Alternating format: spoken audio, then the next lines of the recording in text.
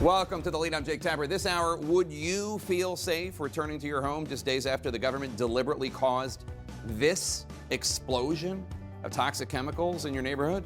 Activist Erin Brockovich joins us live to discuss whether the community in Ohio is getting all the answers they deserve. Plus, CNN's Dr. Sanjay Gupta on the ground in Turkey, where people are still being found buried alive in the rubble more than 8 days since that deadly earthquake. And leading this hour, a few hours ago, the entire U.S. Senate received a classified briefing on the 3 objects shot down by the U.S. military over the weekend. This as more details are emerging from the chairman of the Joint Chiefs of Staff. The military may never be able to recover the debris from all the objects. We've also learned that the first missile fired at the object over Lake Huron actually missed its target. CNN's Oren Lieberman reports for us now from the Pentagon as U.S. officials warn we may never get satisfying answers as to the mysteries in the sky. After days of uncertainty about the flying objects in North American airspace, the White House put forward its leading theory: balloons for benign purposes. Following a classified briefing on Capitol Hill, senators from both parties feel at ease, but blasted the Biden administration for not being transparent about the objects. The briefing was helpful today. Again, I'm not unnerved by anything. I'm confident this wasn't an attack on the country. And I think it probably served the country well to have the president explain what's going on. There is a lot of information presented to us this morning that could be told to the American people without any harm to sources or methods or our national security. The spate of shootdowns revealing new complications, like what happens if a fighter jet misses its target. Top U.S. general confirming the first missile, an AIM-9X Sidewinder, missed the object over Lake Huron. The missile landed harmlessly in the water of Lake Huron. We tracked it all the way down, and we made sure that the airspace was clear of any commercial or civilian or recreational traffic. It's so slow and so small and you can't see it. New audio authenticated by the Air Force from the pilots trying to figure out what that object was over the Great Lakes. So just some kind of dark object. You can see some strings or something hanging down below it. Can't tell if it's holding anything. The U.S. and Canada haven't yet recovered any debris from the last 3 objects shot down, and a senior Biden administration official says it's possible they may never be able to. They're in very difficult terrain. The second one off the coast of Alaska is that's up in some really, really difficult terrain in the Arctic Circle with very, very low temperatures in the minus 40s. Break 1, last one, COI 1. Just copy, splash. Meanwhile, new audio of the moment an F-22 shot down that Chinese spy balloon. That is a key kill. The balloon is completely destroyed. The U.S. military has recovered a significant portion of that balloon. Divers were able to get into the water over the course of the weekend and were able to recover a significant amount of debris, including some of the structure and some of the electronics. What we are hearing more of after that classified briefing to the Senate is what you heard there from Senator Lindsey Graham, a call for President Joe Biden to come out and simply address the public. First, to say what's known, and second, perhaps also to calm everyone down over whether there's any threat here or any concern here. But so far, the White House has said, although Biden remains engaged, there's nothing on the schedule suggesting he will make public statements about this. Jake? All right, Oren Lieberman at the Pentagon for us. Thanks. Let's bring in the top Democrat on the House Armed Services Committee, Congressman from Washington, Adam Smith. Mr. Smith, Congressman Smith, you've said China almost certainly launched objects shot down in recent days, and you think this is a case of China trying to come up with new ways to spy on the United States. Is that just a hunch, or do you have evidence beyond that Chinese spy balloon that was the first of the 4 objects?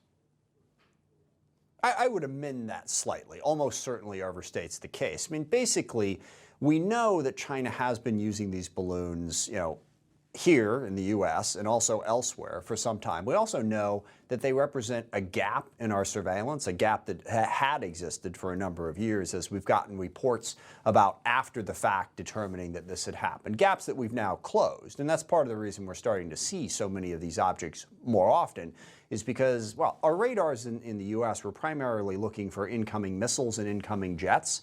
A slow-moving balloon was apparently more difficult to track. Now that we're tracking, we see them. And the main thing is, there's a lot of different reasons why balloons could be up in the sky. But typically, if that happens, if it's a research balloon, if it's a weather balloon, the people or person that owns that balloon, first of all, lets you know that they're going to send it up. And second of all, if it got shot out of the sky, you would presume that they would say, hey, you just shot down my balloon. I just want to let you know here's what it is. That hasn't happened. So it seems like whatever these things were, they were up there for something other than legitimate purposes. So what would that be? You know, the only evidence we have at this point is China has done that. So that is certainly possible. But I think I did overstate the case. But it certainly seems like something that was not supposed to be there. Senators say they're pretty sure after the briefing this morning that the objects are not extraterrestrial. But that's where the certainty stops about anything else they could declare.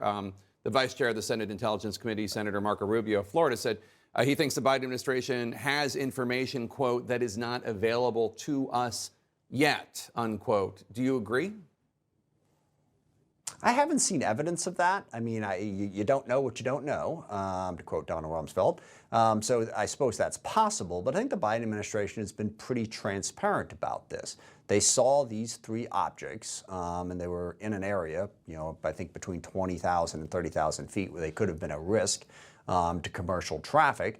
So they made the decision to shoot them down, but they don't know for sure what they were or what they are. And I don't know, and I've had some classified briefings on this, I don't know of any evidence that suggests that we know more than that. So I don't know that the Biden administration is holding out. I think at this point, we just don't have the specifics. The White House keeps putting National Security Council spokesman John Kirby out front and center to address media questions on this.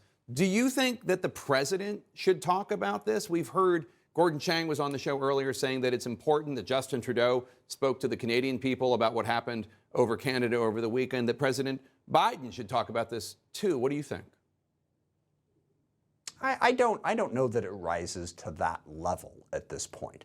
There's no evidence that this is any particular grave threat to the U.S. There is considerable evidence that there have been these types of objects, you know, floating up over the U.S. and Canada for some time that perhaps we didn't notice and perhaps have a legitimate purpose. I don't want us to overblow this situation in terms of what it is. So I wouldn't call for the president to make a statement on this at that level. I would certainly call for the administration to keep us regularly informed about what they know and what they are learning. Today, the chairman of the Joint Chiefs, General Mark Milley, confirmed CNN's report last night that the first missile fired at the fourth object over Lake Huron missed its target initially. General Milley says the first missile landed, quote, harmlessly in the waters of Lake Huron. But this does raise the question, if the U.S. is going to be more aggressive about shooting down these unidentified objects, does the inaccuracy of the first missile concern you? Yeah, no, absolutely. I think we have to be careful. And you know, going back to the very first balloon and the Biden administration's decision to wait to shoot it down, I think the more we learn, the more we know that that was the absolute right decision. I mean, shoot first and ask questions later is never a particularly good approach. Take time to understand it, and there's risk. If you're going to fire a missile at something over the continental United States or Canada, there is risk. So best to be cautious about taking that risk. And then secondarily, as we've heard, because they waited to shoot down the balloon that we know was from China in a place where they wanted it to, we were able to recover it because we shot it down in a recoverable spot. So I think we're learning a lot about this, and certainly there is risk. People say, oh, just shoot it down. No, let's be cautious and understand and balance those risks, which I think the Biden administration has done a good job of doing.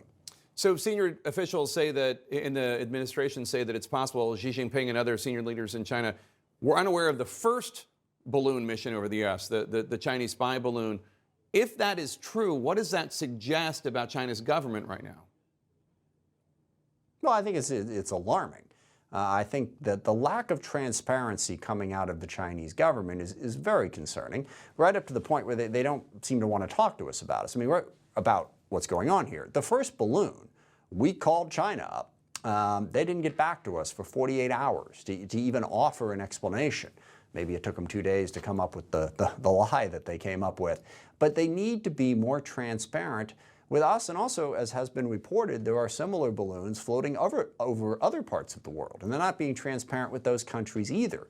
So we don't know exactly what's going on in China, and they could be enormously helpful if they would be more open and honest with not just the American public, but with the world about what they're doing. Yeah, it's distinctly plausible that President Xi didn't know about it, but they ought to be more transparent about what they're up to. The top Democrat on the House Armed Services Committee, Congressman Adam Smith, Democrat of Washington. Thanks so much.